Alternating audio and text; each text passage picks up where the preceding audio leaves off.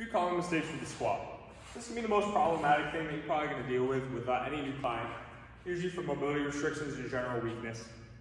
The biggest thing we're looking for is, are they leaning too far forward? So when they come down, are their heels coming up, their weight's coming on their toes, and they're like almost bending over to get there? Or are they just not strong enough to where it really feels really hard to get low and they're like shaking and they kind of have to sit down? The first thing we're going to do to correct some of these issues is we're going to add plates for the heels. So we're going to put these right where our heels normally would be. We're going to put just the heel on top of these plates. Toes turn slightly out still, just like normal.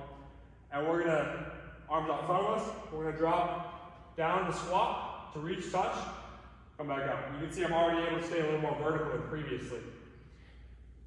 That's the first thing that we're going to do. The second thing, if we're still having issues with caving forward, we're going to add weight. This is contrary to what we would normally do, but because we're adding the dumbbell and it's touching top of my sternum and the bottom of my sternum with both touch points of the dumbbell, this is going to help me stay upright more. If I'm keeping those touch points the whole time, it's really hard for me to bend over here. I'm almost crushing the dumbbell and I'm going to have to let it get away from me. So if I'm keeping those touch points, I'm going to drop down to touch, come back up. And that's going to help me stay even more upright if I'm otherwise struggling. The third thing is going to be adding a band. This is going to be for a separate issue. If we're having a lot of issues with the knees caving in, so when we come down, the knees cave in, they're really weak here, and they come up and out. And if we're having a lot of issues with that, we can teach them to screw the floor in, screw the floor apart. We can do whatever we can. But the easiest thing we can do is add a band. So we're just going to use a light band. It doesn't need to be heavy. We're going to put it right below their knees. And if it's for a really weak individual, we can put it above their knees.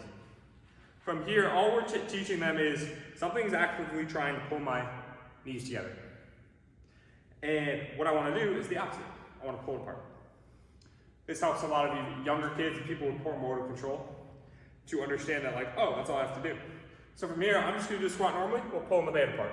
Touch, come back up. That's the continuum of, you're going to elevate the heels first, goblet position, and then we're going to add a band. And sometimes the band can even make all the other factors better because it adds an external rotation component, which just makes you stronger overall. Those are the most common things you're going to see wrong with a squat.